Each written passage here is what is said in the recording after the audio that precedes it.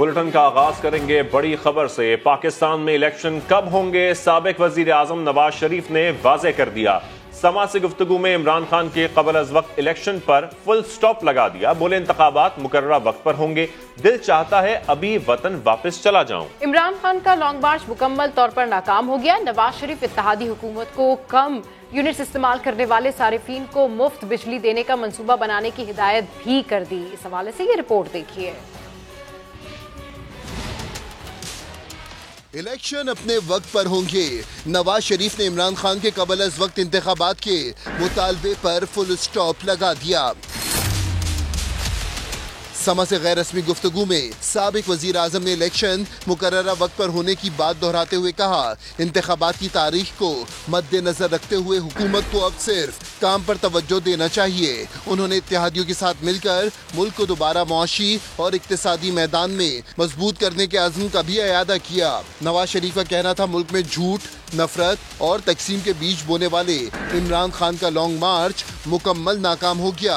उसकी सियासत भी तानाजनी से आगे नहीं बढ़ सकी। वतन वापसी के सवाल पर अपनी बेताबी का इजहार करते हुए बोले, दिल चाहता है अभी वतन वापस चला जाऊं, तारीख तय नहीं हुई। इस बारे में पार्टी रहनुमाओं के साथ मुशावरत जारी है।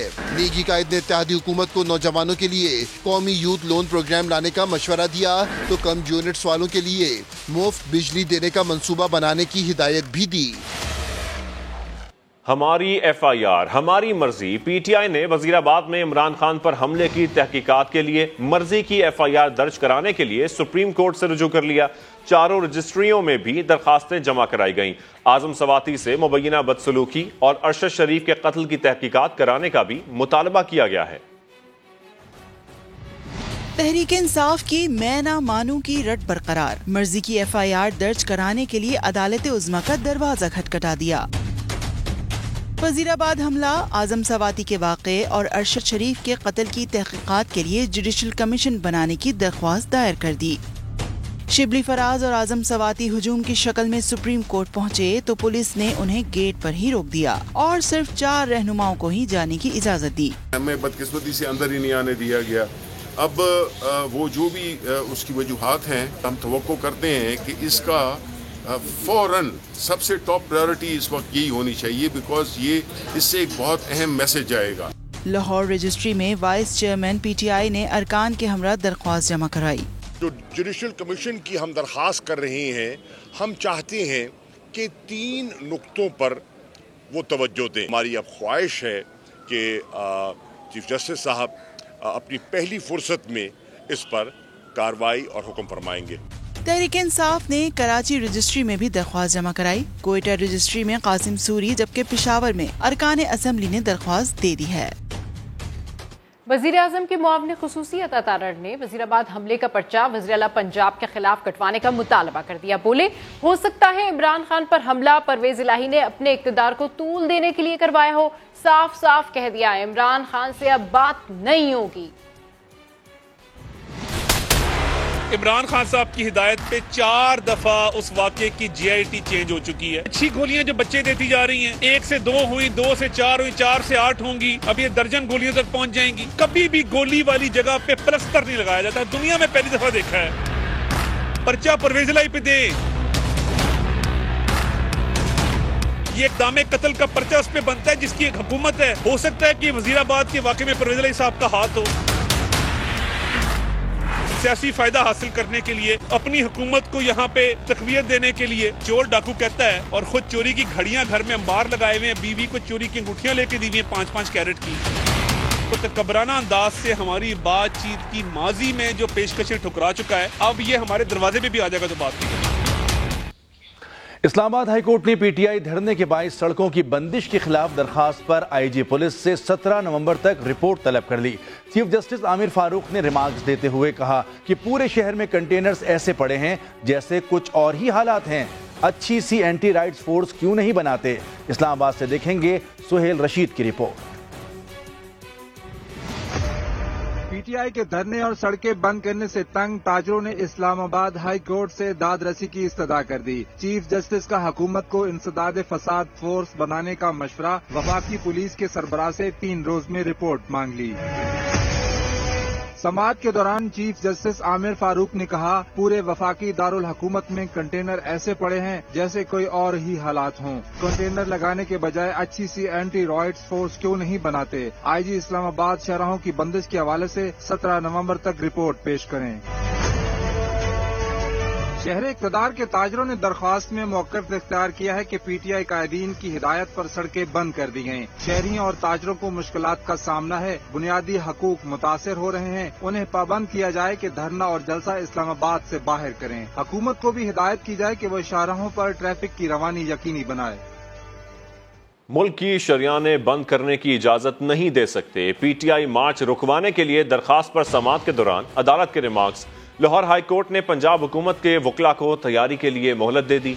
वफाकी हुकूमत के वकील का कहना था कि पंजाब हुकूमत खामोश तमाशाई बनी है। अरशद अली की रिपोर्ट में देखिए।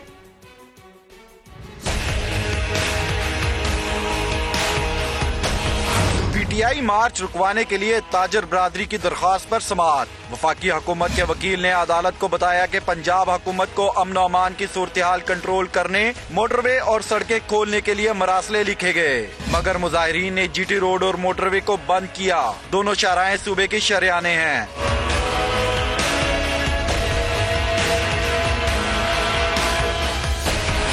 अदालत ने रिमार्क्स दिए, इस मुल्क की शरियानें बंद करने की इजाजत नहीं दे सकते। एडवोकेट जनरल पंजाब ने दरखास्त के काबिल समाअत होने पर एतराज किया। अदालत ने फरीकैन से जवाब तलब करते हुए पंजाब हुकूमत के वकला को अगली समाअत पर दलाइल के लिए तलब कर लिया।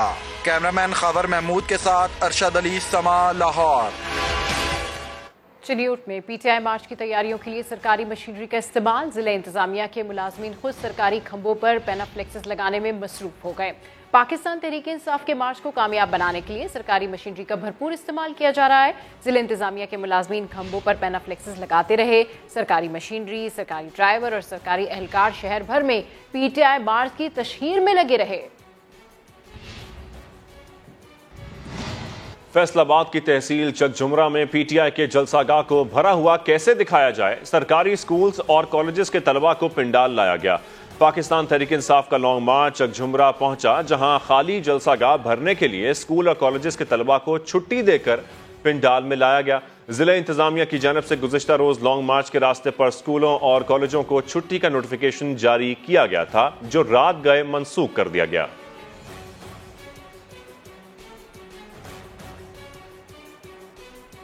काबीना की इक्तिसादी राब्ता कमेटी का इजलास आज हो रहा है, जिसमें आइंदा आम इंतखाबात के लिए फंड्स और वज़ीर आज़म के ऐलान करदा किसान पैकेज की मंजूरी दिए जाने का इम्कान है।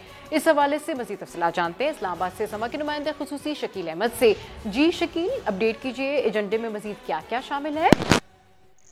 देखिए, 8 नुकाती एजेंडा है और मुल्क में अगले आम इंतखाबात के लिए हुकूमत ने अब तैयारियां शुरू करने का फैसला किया है।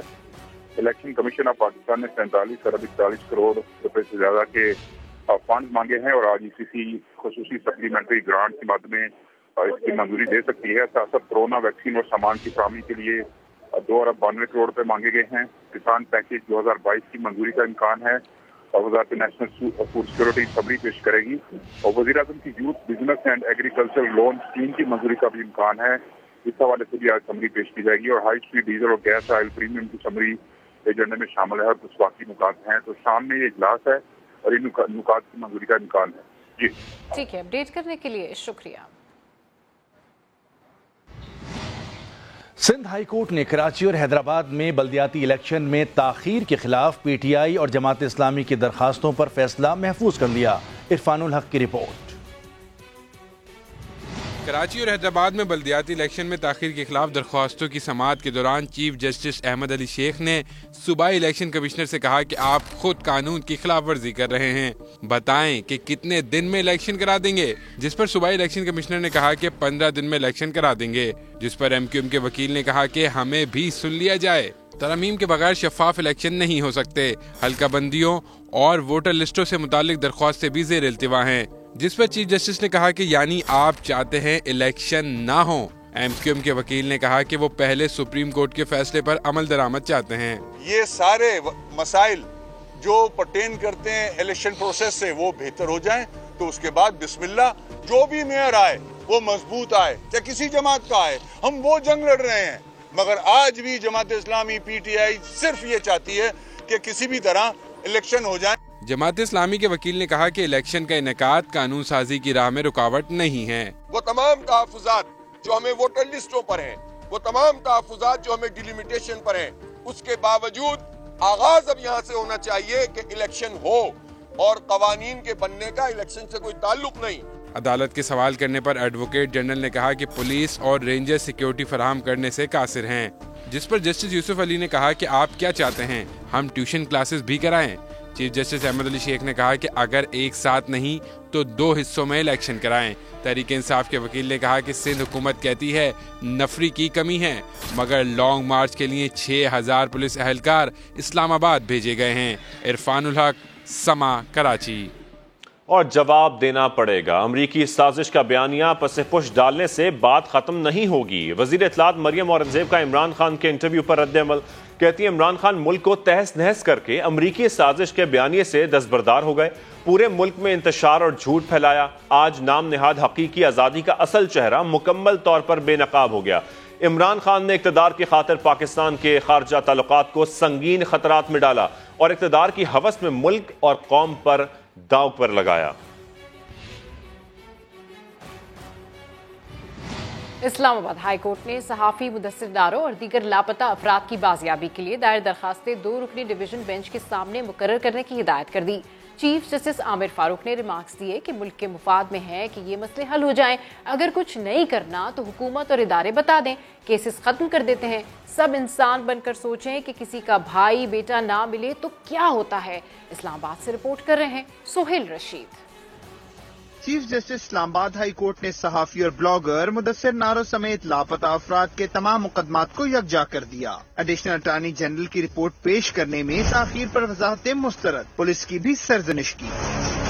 एडिशनल अटॉर्नी जनरल ने लापता अफराद पर काबीना कमेटी गैर फाल होने का बताते हुए मजीद वक्त मांगा तो चीफ जस्टिस ने कहा नए वजीर कानून आ चुके, कमेटी गैर फाल कैसे हो गई? कल हुकूमत तब्दील हो जाती है तो क्या कमेटी खत्म हो जाएगी? हम वकील, जज या IG बाद में, इंसान पहले हैं। हमारा अपना कोई लापता हो जाए तो खुद कैसा महसूस करेंगे? मुदस्सिर नारो की वालदा ने हुकूमती रिपोर्ट ना पेश होने पर मायूसी का इजहार किया। साहब ने वादा किया था कि इस डेट पे जो है ना वो आके कुछ ना कुछ बताएंगे जरूर, लेकिन मुझे मैसेज भी आते रहे कि हम कर रहे हैं, लेकिन आज आके उनके पास कोई जवाब नहीं था। एप्लीकेशन का मैं इंतजार करती हूँ, तो मेरी ये थी कि मैं हाई कोर्ट के आगे बैठ जाऊंगी और धरना दूंगी। चीफ जस्टिस आमिर फारूक ने हामिद नामी शहरी की 2 रोज में बाजियाबी का हुक्म देते हुए कहा सबको पता होता है बंदा कहाँ है, मगर अदालत को नहीं बताते। तफ्तीश तो पुलिस की होनी चाहिए। अदालत ने लापता अफराद के तमाम मुकदमात डिवीजन बेंच को मुंतकिल करते हुए समाअत मुलतवी कर दी।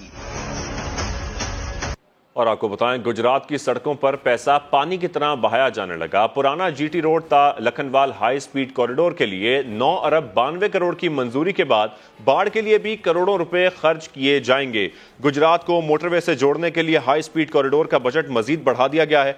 पुराना GT रोड ता लखनवाल हाई स्पीड कॉरिडोर के लिए 9 अरब 92 करोड़ की मंजूरी दी गई है, जबकि 27 किलोमीटर तवील कॉरिडोर के दोनों तरफ करोड़ों रुपए की बाड़ लगाई जाएगी, जिस पर पंजाब हुकूमत ने महकमा हाईवे की सिफारिशात पर मजीद 53 करोड़ 70 लाख रुपए खर्च करने का फैसला किया है। वजीर आला पंजाब ने 7 फुट ऊंची बाड़ के लिए फंड्स की मंजूरी दे दी है। लाहौर में डाकुओं के सामने बेबस पुलिस ने अपनी नाअहली का मलबा शहरियों पर डालना शुरू कर दिया। फार्मेसीज, डिपार्टमेंटल स्टोर्स लुटते रहे। रोकना नामुमकिन हुआ तो सिक्योरिटी एक्ट के तहत 283 ताजरों के खिलाफ मुकदमा दर्ज कर लिए गए हैं। इस हवाले से रिपोर्ट कर रहे हैं जहांगीर खान।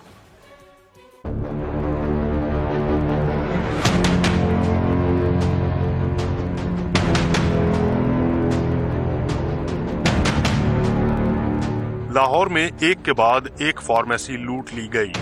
ग्रोसरी स्टोर्स पर यके बाद दीगरे वारदातें। पुलिस डाकुओं के सामने बेबस हो गई। पुलिस की नाकामी का मलबा भी मासूम शहरियों पर गिरना शुरू हो गया। सिक्योरिटी का इंतजाम न करने पर 1 माह में 283 ताजरों के खिलाफ मुकदमात दर्ज। 24 घंटे के लिए तो सिक्योरिटी गार्ड नहीं ना अवेलेबल होता, इतनी ना हम पे कर सकते हैं उन्हें, तो रात का रखा हुआ है, कैमरे भी लगाए हुए हैं। लेकिन फिर भी वारदातें हो जाती हैं। ये रोड बहुत मशहूर है वारदात के लिहाज से, तकरीबन कोई भी शॉप नहीं बची होगी जो जिस पर ना वारदात ना हो रही हो। रवां साल फार्मेसिस्ट, डिपार्टमेंटल स्टोर्स डकैत ग्रोहों का आसान हदफ रहे। लूटमार के 20 वाकयात की फुटेजेस सामने आई। 40 स्टोर्स पर डकैती की वारदातों में लाखों लूटे गए। पुलिस ने अभी तक बंदों को ट्रेस ही नहीं किया, हालांकि वो सीसीटीवी में बड़े क्लियरली उनके फेसेस भी हैं। तो फिर क्या हमारा सीसीटीवी या गार्ड रखने तक काम महदूद है? और अगर इस दौरान हो जाए फिर पुलिस का क्या काम है? फार्मेसी और स्टोर्स पर वारदात करने वाले मुलजिम गिरफ्तार न हो सके, लेकिन पुलिस ने सिक्योरिटी इंतजामात न करने पर 10 माह के दौरान 1468 दुकानदारों के खिलाफ मुकदमात दर्ज कर लिए। डकैत गिरोहों से खौफजदा और आए रोज की वारदातों से बेजार कारोबारी तबका कहता है कि पुलिस इन पर सिक्योरिटी इंतजामात का बोझ डालने की बजाय जराइम पेशा अफराद के गिर्द घेरा तंग करे तो शहर में अमन व अमान की सूरत हाल बेहतर हो सकती है। कैमरामैन जवाद याहिया के साथ जहांगीर खान, समा, लाहौर। आगे बढ़े आपको बताएं, मिंगोरा सवात की चीना मार्केट से अगवा किया गया 2.5 साल का बच्चा पुलिस ने बाजियाब करवा लिया है। तफसील रिपोर्ट कर रहे हैं सैयद शहाबुद्दीन। मिंगोरा की चीना मार्केट, जहां शॉपिंग के दौरान एक खातून का 2.5 साल का बच्चा अगवाकार खातून उठा ले गई थी। सीसीटीवी की मदद से पुलिस ने तफ्तीश शुरू की और अगवाकार खातून के घर तक पहुंच गई। बच्चा, जिसका नाम मरवान है, बाजियाब करवा लिया गया। प्रॉपरली इसके रेड का, इसके घर पे रेड का प्रोग्राम बना। लेडी पुलिस को साथ लिया गया, हमारे इन्वेस्टिगेटर्स, हमारे SHO, हमारी टेक्निकल टीम, ये इन्होंने छापा लगाया और इस बच्चे को रिकवर कर लिया। बच्चे के मिलने की खबर मिलते ही माँ फौरन थाने पहुंची। ډېره زیاته خوشاله وم، بس د خپل غیږې لور پرېښوده، خو ما خپل زوی له بوځئ خپل غیږې لور مې رانه وړه. ما زه خپل زوی له ځم چې زه خپل زوی وینم چې څنګه دی، قشان دی که څه چلې ورسره کړی دی. خو شکر الحمدلله زما زوی قشان دی. वारदात का मुहर्रिक जानने के लिए पुलिस अगवाकार खातून से तफ्तीश कर रही है। सैयद शहाबुद्दीन, समा, स्वात। बर्फपोश वादी मालम जब्बा में बर्फ गिरते ही सयाहों ने वादी का रुख कर लिया है। मजीद बता रहे हैं समा के नुमाइंदे सैयद शहाबुद्दीन। आज इस वक्त मैं हुसन की वादी मालम जब्बा में मौजूद हूँ। मालम जब्बा टॉप है, बर्फबारी का सिलसिला जारी है और ऐसे में मुल्क भर से सयाहों की आमद का सिलसिला भी शुरू हो चुका है। कुछ सयाह हमारे साथ मौजूद हैं, उनसे पूछते हैं कि वो किस तरह यहाँ पे एंजॉय कर रहे हैं। अच्छा, आपका नाम? आकाश। कहाँ से आए हैं, किस तरह एंजॉय हो रहा है? हम सिंध से आए हैं, अच्छा एंजॉय हो रहा है और कल रात से बर्फबारी पड़ रही है और माहौल अच्छा है, बंदे भी अच्छे हैं, यहाँ पे सपोर्टिव हैं। अच्छा, आप बताइएगा किस तरह एंजॉय हो रहा है? हम सब साथ हैं, घूमने आए तो उस तरीके से बहुत एंजॉय कर रहे हैं, मजा आ रहा है। बर्फबारी हो रही है, जो देखने आए थे वो नज़ारे देखने को मिल रहे हैं। जिस तरह मौसम है, जिस तरह नज़ारे हैं, तो सयाहों को क्या पैगाम देना चाहती है? कि आए लोग घूमने, अगर किसी को एंजॉय करना है, यहाँ का मौसम देखना है तो ज़रूर आए घूमने, बहुत मज़ा आएगा। बहुत शुक्रिया, आपने सयाहों की बातें सुनी। उनका ये कहना है कि मौसम काफ़ी सुहाना है, बर्फबारी का सिलसिला जारी है, तो जो सयाह यहाँ पे आना चाहते हैं वो यहाँ पे आए, मौसम को और बर्फबारी को खूब इंजॉय करें। जी हाँ, जैसा कि हम बता रहे हैं कि मुल्क भर में मौसम बहुत सर्द होता जा रहा है। गिलगित बल्तिस्तान, आज़ाद कश्मीर और मानसेरा के सयाहती मकामात पर बर्फबारी का सिलसिला जारी है। अस्करदो में जर्द पत्तों पर सफ़ेद गालों का मंजर इंतहाई हसीन होता जा रहा है। बर्फ का मौसम, सर्द हवाएं और बारिशें, बालाई सयाहती मकामात जाड़े की लपेट में आ चुके हैं। स्कर्दू में जर्द पत्तों के दरमियान रुई के गिरते गालों ने समा सुहाना कर दिया। मौसम सरमा की पहली बर्फबारी के बाद बालाई इलाकों का स्कर्दू शहर से जमीनी राब्ता मुनक़ता हो गया। इस दौर में भी बर्फबारी के बाद लोग घरों में महसूर होकर रह गए। मिनी मॉल कुमरी बर्दल टॉप गशाट का जमीनी राब्ता हेडक्वार्टर से मुनक़ता हो गया। इस दौर स्नो बॉन्ड एरिया में अभी तक गंदम का कोटा ना मिल सका, जिसके सबब लोगों को मुश्किलात का सामना है। इंतजामिया ने ड्राइवर्स को टायर्स पर सेफ्टी चेन लगाने की हिदायत कर दी है। गाछे में लोगों ने सर्दी से बचने के लिए गर्म कपड़े और ग़िज़ाओं का इस्तेमाल शुरू कर दिया है। गदर में साल की पहली बर्फबारी से सर्दी बढ़ने लगी। मौसम की तब्दीली से सैलाब मुतासिरीन को मुश्किलात का सामना है।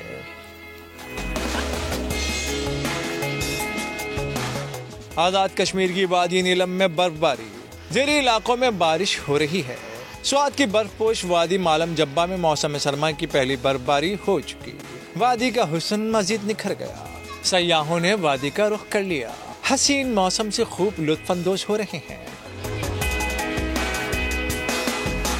मानसहरा के मैदानी इलाकों में बारिशें और बाराई इलाकों में बर्फबारी। नारायण में अब तक मजीद 1.5 से 2 फीट बर्फ पड़ चुकी है।